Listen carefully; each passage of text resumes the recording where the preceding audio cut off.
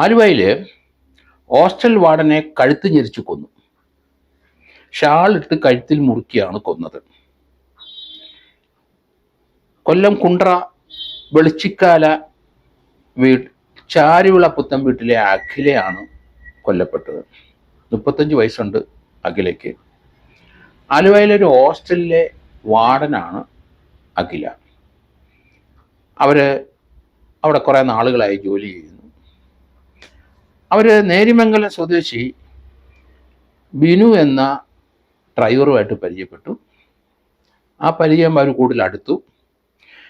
ബിനു എൽദോസ് എന്ന് പറയുന്ന നേരിമംഗലംകാരൻ 37 വയസ്സുണ്ട്. അയാൾ എടത്തല 4 മൈൽ ഭാഗത്തുള്ള മൊബൈൽ ടവർ കമ്പനിയുടെ വാഹനം ഓടിക്കുകയാണ്. നല്ല ഡ്രൈവറാണ്. അങ്ങനെ ഡ്രൈവിംഗ് ജോലി ചെയ്യുമ്പം പല സ്ത്രീകളുമായിട്ട് പരിചയപ്പെട്ടിട്ടുണ്ട്. അങ്ങനെ പരിചയപ്പെട്ട ഒരു വ്യക്തിയാണ് അഖില എന്ന ഹോസ്റ്റൽ വാർഡൻ. അവർ കൊല്ലം സ്വദേശിനിയാണെങ്കിലും ആലുവയിലെ ഒരു ലേഡീസ് ഹോസ്റ്റലിൻ്റെ വാർഡനാണ്. ഇയാളുമായിട്ട് പരിചയപ്പെട്ട ശേഷം ഇവർ ആലുവ തോട്ടുങ്ങൽ ലോഡ്ജിൽ ഇടയ്ക്കിടയ്ക്ക് മുറിയെടുക്കും. രണ്ടുപേരും ഒന്നിച്ച് താമസിക്കും. ചിലപ്പോൾ ദിവസങ്ങളോളം താമസിക്കും. അഖിലയ്ക്ക് 35 വയസ്സ്, ഇയാൾക്ക് 37 വയസ്സ്. ഇയാൾ അവിവാഹിതനാണ്, കല്യാണം കഴിച്ചിട്ടില്ല. പല സ്ത്രീകളുമായിട്ട് ഇയാൾക്ക് ബന്ധമുണ്ട്. അത് ഇവരറിഞ്ഞിട്ടില്ല. ഇവരുമായിട്ട് നല്ല ബന്ധവും ഒന്നിച്ച് ഈ തോട്ടുങ്ങൽ ലോഡ്ജിൽ മുറിയെടുത്ത് ചിലപ്പോൾ ഒരു ദിവസം താമസിക്കും, ചിലപ്പോൾ ദിവസങ്ങളോളം രണ്ടുപേരും ഒന്നിച്ച് അവിടെ താമസിക്കും. അവിടുത്തെ ഒരു പതിവുകാരാണ് രണ്ടുപേരും. ഇപ്പോഴേ അവരൊന്നിച്ച് താമസിക്കുന്നതിനകത്തൊരു ഓഫൻസ് നമുക്ക് കാണാൻ ഒക്കില്ല. ലിവിങ് ടുഗദറൊക്കെ ഇന്ത്യയിൽ അനുവദിച്ചിട്ടുണ്ട്. ഇങ്ങനെയുള്ള അവിഹിതമായ പല ബന്ധങ്ങളും അതിന് നിയമ നടപടികൾ എടുക്കാൻ പറ്റാത്ത ഒരു സാഹചര്യമാണ് ഇന്ന് ഇന്ത്യയിൽ. കൊല്ലം സ്വദേശി അഖിലയ്ക്ക് മറ്റ് വിവരങ്ങൾ അറിയില്ല. അവിടെ ഹോസ്റ്റലിലെ വാർഡനാണ്. ഇവർ ഒന്നിച്ച് താമസിക്കും. അതിനുശേഷം അടുത്ത കാലത്ത് 1.5 വർഷത്തെ പരിചയത്തിൻ്റെ പുറത്ത് ആ പെൺകുട്ടിയെ കല്യാണം കഴിക്കണമെന്ന് ബിനുവിൻ്റെ അടുത്ത് നിരന്തരം പറയാം. ബിനു എൽദോസ് അതിൽ നിന്ന് ഒഴിഞ്ഞു മാറി നിന്നു. അത് കർക്കശമായി ഇവർ പറഞ്ഞു കല്യാണം കഴിച്ചേ ഒക്കുള്ളൂ. കാരണം കുറേ വർഷങ്ങളായിട്ടുള്ള ബന്ധമാണ്. 1.5 വർഷമായിട്ട് ആ തോട്ടുങ്ങൽ ലോഡ്ജിൽ വന്ന് താമസിക്കാറുമുണ്ട്. അയാൾ അവിവാഹിതനുമാണ്. തന്നെയുമല്ല, അയാൾക്കൊരു വരുമാനമുണ്ട്, ഇവർക്കൊരു വരുമാനമുണ്ട്. ഒന്നിച്ച് ജീവിക്കാം, വീടെടുത്ത് എന്നൊക്കെ പല ആശയങ്ങളും ഉണ്ടായിരുന്നു ആ പെൺകുട്ടിക്ക്. പക്ഷേ അഖിലയുടെ ആ കണക്കനുസരിച്ച് ഇവൻ വഴങ്ങുന്നില്ല. ബിനു എൽദോസ് അതിൽ നിന്ന് ചാടി മറിഞ്ഞുകൊണ്ടിരുന്നു. ബിനു എൽദോസിൻ്റെ വീട്ടിൽ വിളിച്ചു പറഞ്ഞു കല്യാണം കഴിക്കണമെന്ന്. വീട്ടിൽ പോയി ശല്യം ചെയ്തു. അതുപോലെ തന്നെ ഇവളുടെ സുഹൃത്തുക്കൾക്കൊക്കെ അറിയാം ഈ ബന്ധങ്ങൾ. ബിനു എൽദോസിനും അറിയാം, അയാളുടെ സുഹൃത്തുക്കൾക്ക് ഈ ബന്ധങ്ങളൊക്കെ അറിയാം. പക്ഷെ അയാൾ നല്ല മദ്യപാനിയാണ്. സ്ഥിരമായിട്ട് വൈകിട്ട് മദ്യം കഴിക്കും. അത്യാവശ്യം വണ്ടി ഓടിക്കുകയും ചെയ്യും. അങ്ങനെ ഇയാളെ നാണം കെടുത്തി. ഇയാളുടെ വീടുകളിലും ആ ബന്ധുക്കളിലുമൊക്കെ ഇവള് വിളിച്ചു പറഞ്ഞ് കല്യാണം കഴിക്കുന്ന കാര്യത്തെപ്പറ്റി. അതുകൊണ്ട് നാട്ടിലും വീട്ടിലുമൊക്കെ ഇയാൾക്ക് വളരെ മോശമായ ഒരു ഇമേജായി. ഇവളുമായിട്ടുള്ള ബന്ധമെല്ലാം വെളിയിലോട്ട് വന്നു. ഇയാളുടെ മൊബൈൽ ഫോണിൽ പല സ്ത്രീകളുടെയും മൊബൈൽ നമ്പർ കണ്ടപ്പോൾ അവരെയൊക്കെ വിളിച്ച് ഇവർ ശല്യം ചെയ്ത് ഞങ്ങൾ കല്യാണം കഴിക്കാൻ പോവുകയാണ്. അങ്ങനെ ആ സ്ത്രീകളുടെ അടുത്തും ശല്യം ചെയ്ത് പറഞ്ഞു കഴിഞ്ഞപ്പം ഇയാൾക്ക് അവരുടെ മുമ്പിൽ നാണക്കേടായി. ഇയാളുടെ നേര്യമംഗലത്തെ വീട്ടിൽ ഇവള് വന്നു. ഇയാളുടെ പരിചയക്കാരെ എല്ലായിടത്തും അവളുമായിട്ട് അടുപ്പമുണ്ടെന്നും അങ്ങനെ കല്യാണം കഴിക്കണമെന്നും ഒക്കെ നിർബന്ധിച്ചു കഴിഞ്ഞപ്പോൾ ഇയാൾക്ക് നാണക്കേടായി. ഇവളെ ഒഴിവാക്കണം എന്ന് അയാൾക്ക് മനസ്സിൽ തോന്നിയിട്ടുണ്ടാവും.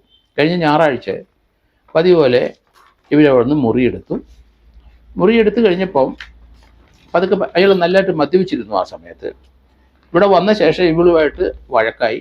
ഇവളുമായിട്ട് സംസാരം നന്നായിട്ട് മദ്യപിച്ചുകൊണ്ടേയിരുന്നു. അയാളുടെ ഉദ്ദേശം ഇവളെ കൊല്ലണമെന്ന് തന്നെ ആയിരിക്കണം. കാരണം ഇത് ഒഴിവാക്കിയേ പറ്റുള്ളൂ. അതുപോലെ ജീവിതത്തിൽ വലിയ ശല്യമായി വന്നിരിക്കുകയാണ്. പക്ഷേ ഇവളുമായിട്ട് പരിചയപ്പെട്ട് ഒന്നിച്ച് താമസിക്കുന്നതിനൊന്നും തടസ്സം ഇയാൾക്കുണ്ടായില്ല.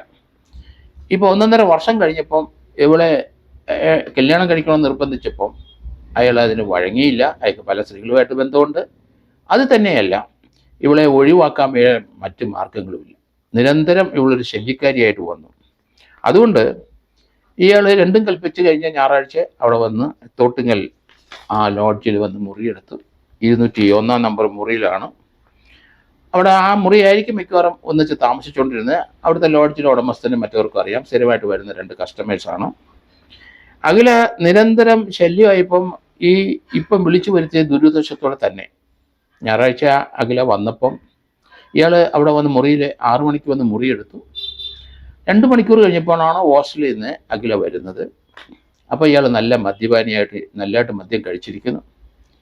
ഇവർ വന്നപ്പം തന്നെ വീണ്ടും നിർബന്ധിച്ച് പഴയ പല്ലവി തുടങ്ങി, തമ്മിൽ വഴക്കായി, അങ്ങോട്ടും ഇങ്ങോട്ടും അടിപിടി ഉണ്ടായി.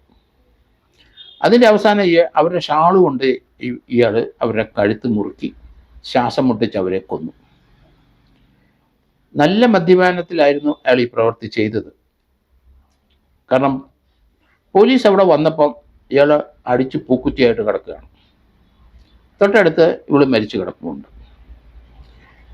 ഇവളെ കൊന്ന ശേഷം ഇയാളുടെ സുഹൃത്തിനെ മൊബൈലിൽ വിളിച്ചു. താൻ അകലെ കൊന്നു, അതിൻ്റെ ദൃശ്യങ്ങളൊക്കെ അയക്ക് അയച്ചു കൊടുത്തു. അവൾ മരിച്ചു കിടക്കുന്നതിന് ദൃശ്യങ്ങൾ അയച്ചു കൊടുത്തു. മൊബൈൽ ഫോൺ അങ്ങനെ ചില സൗകര്യങ്ങളുണ്ട്, ഡിജിറ്റൽ എവിഡൻസ് ആണ്. കാരണം ഇയാളുടെ സമീപത്തിന് ഡെഡ് ബോഡി ഉണ്ട്, ഇയാൾ കൊന്നു എന്നുള്ള അഡ്മിഷനുണ്ട്. ഇയാളുടെ സുഹൃത്തിൻ്റെ അടുത്ത് അത് വിളിച്ചു പറയുകയും ചെയ്തിട്ടുണ്ട്. പോലീസിന് കുറച്ച് ജോലി എളുപ്പമായിട്ടുണ്ട് എന്നാണ് ഞാൻ കരുതുന്നത്. അവൾ മരിച്ചു കിടക്കുന്ന ഫോട്ടോകൾ അയച്ചു കൊടുത്തു. അയാൾ ഉടൻ തന്നെ സുഹൃത്ത് ആലുവ പോലീസ് സ്റ്റേഷനിൽ വിളിച്ചു പറയും. ആലുവ പോലീസ് സ്റ്റേഷൻ വന്ന് നോക്കുമ്പോൾ ഡെഡ് ബോഡി ഉണ്ട്, ഇവൻ അടിച്ച് പൂക്കുറ്റിയായിട്ട് അവിടെ കിടപ്പുണ്ട്. പോലീസിന് അന്നേരം ഒന്നും ചെയ്യാൻ പറ്റുന്നില്ല, ഇയാളോടൊന്നും ചോദിക്കാനും പറ്റുന്നില്ല. പോലീസ് കുറച്ച് വെയിറ്റ് ചെയ്തു. ഇയാളുടെ കെട്ടിറങ്ങുന്നിടം വരെ അവർ വെയിറ്റ് ചെയ്ത ശേഷം പതുക്കെ ചോദ്യം ചെയ്തു. ഇയാൾ കുറ്റം സംബന്ധിച്ച് വേറെ ആരുമില്ല, താൻ തന്നെയാണ് കൊന്നത്. ബോധം വീണ ശേഷം മാത്രമേ ഇയാളെ ചോദ്യം ചെയ്യാൻ പോലീസിന് കഴിഞ്ഞുള്ളൂ. എങ്കിലും ഇപ്പോഴും ആ മദ്യലഹരിയിലായിരുന്നതുകൊണ്ട് അവർ കുറച്ചുകൂടെ വെയിറ്റ് ചെയ്ത് ഇവർ തമ്മിലുള്ള ബന്ധങ്ങളും അതിനകത്ത് ഇവളുടെ നിർബന്ധങ്ങളും അയാളെ നാണം കെടുത്തിയതിൻ്റെ എവിഡൻസ് എടുക്കണം. ഇയാളുടെ ബന്ധമുള്ള പല സ്ത്രീകളുടെ അടുത്ത് അത് പറഞ്ഞിരിക്കുന്നു. അവസാനം ആ മുറിയിൽ ഒന്നിച്ച് താമസിക്കുന്നതിന് ഇവർ പലപ്പോഴും വന്ന് ഒന്നിച്ച് താമസിക്കുന്നതിൻ്റെ എവിഡൻസ് ഉണ്ട്. അവർ ഹോസ്റ്റൽ വാർഡനാണ്. ഞായറാഴ്ച പതിപോലെ ഇയാളുമായിട്ട് വന്നു കഴിഞ്ഞപ്പോൾ ഒന്നിച്ചാണ് സാധാരണ ഒന്ന് മുറി എടുക്കുന്നെങ്കിൽ അന്ന് വന്നപ്പം 8 മണി കഴിഞ്ഞിരിക്കുന്നു. മദ്യലഹരിയിൽ അവരെ കൊന്നു എന്നാണ് ഇയാൾ പറയുന്നത്. അയാളെ എന്തായാലും പോലീസ് അറസ്റ്റ് ചെയ്തിട്ടുണ്ട്. ഇതുപോലെ അവിഹിതമായ എല്ലാ ബന്ധങ്ങളും ഒരു ട്രാജഡി ചെന്ന് അവസാനിക്കുന്നതാണ് നമ്മൾ കാണുന്നത്. ധാരാളം കേസുകൾ കേരളത്തിൽ ഇതുപോലെ ഉണ്ടായിക്കൊണ്ടിരിക്കുന്നു. ആരെങ്കിലും ഒരാളെ കൊല്ലാതെ ആ ബന്ധം വേർപെടാൻ കഴിയില്ല. അങ്ങനെയുള്ള ബന്ധത്തിൽ നിന്നും പോയി ചാടാതിരിക്കുന്നതാണ് ഉചിതം. അത് ഇതുപോലെയുള്ള കുടുംബക്കാർക്കും കുടുംബിനിയായ സ്ത്രീക്ക് ഇതുപോലെ ബന്ധമുണ്ടാവും, കുടുംബനായകന് ഇതുപോലെ ബന്ധമുണ്ടാവും. അതൊക്കെ വലിയ ട്രാജഡിയിലും അവരാരെങ്കിലും മറ്റൊരാളെ കൊല്ലുകയും അല്ലെങ്കിൽ അവരെ കുട്ടികളും ഭാര്യ അനാഥരാവുകയൊക്കെ ചെയ്യുന്ന കാഴ്ച നമ്മൾ ദൈനംദിനം കണ്ടുകൊണ്ടിരിക്കുകയാണ്. ഇത് കണ്ടിട്ടും ആരും പഠിക്കുന്നില്ല. കുറേയൊക്കെ സംയമനം പാലിച്ചു വേണം ജീവിതം മുന്നോട്ട് കൊണ്ടുപോകാൻ. ഇല്ലെന്നുണ്ടെങ്കിൽ ഈ മദ്യപാനിക്ക് പറ്റിയ പോലെ അയാൾ ഇനി ശിഷ്ടകാലം ജയിലിൽ കിടക്കണം. ഒരു 20 വർഷമെങ്കിലും ജയിലിൽ കിടക്കേണ്ടി വരും. കാരണം അയാൾക്കിപ്പം 37 വയസ്സുണ്ട്. 57 വയസ്സ് ഒക്കെ ആകുമ്പോഴൊക്കെ പതുക്കെ ജയിലിൽ നിന്ന് ഇറങ്ങാം. അത് ജീവിതത്തിൽ പഠിക്കേണ്ട ഒരു പാഠമാണ്. മറ്റുള്ളവരുടെ പാഠങ്ങൾ നമ്മൾ ഉൾക്കൊള്ളണം. പലർക്കും ഇതേ അവസ്ഥ ദൈനംദിനം ദിവസവും പത്രങ്ങളിൽ ചാനലിൽ കൂടെയൊക്കെ നമ്മൾ കാണുന്നതാണ്. അതുകൊണ്ട് ഇതുപോലെ ജീവിക്കുന്നവർ തീർച്ചയായിട്ടും പെട്ടുപോയിട്ടുണ്ടെങ്കിൽ ഒരു കൊലപാതകത്തിൽ ആരെങ്കിലും ഒരാളെ കൊന്നിട്ടാണ് പോകുന്നത്. അതുകൊണ്ട് കുറച്ചുകൂടെയൊക്കെ മിതത്തോടുകൂടി ഒതുക്കത്തോടു കൂടിയൊക്കെ ജീവിതം മുന്നോട്ട് കൊണ്ടുവന്നാണ് സുരക്ഷിതം. അല്ലെങ്കിൽ ഇതുപോലുള്ള അപകടങ്ങളുണ്ടാവും.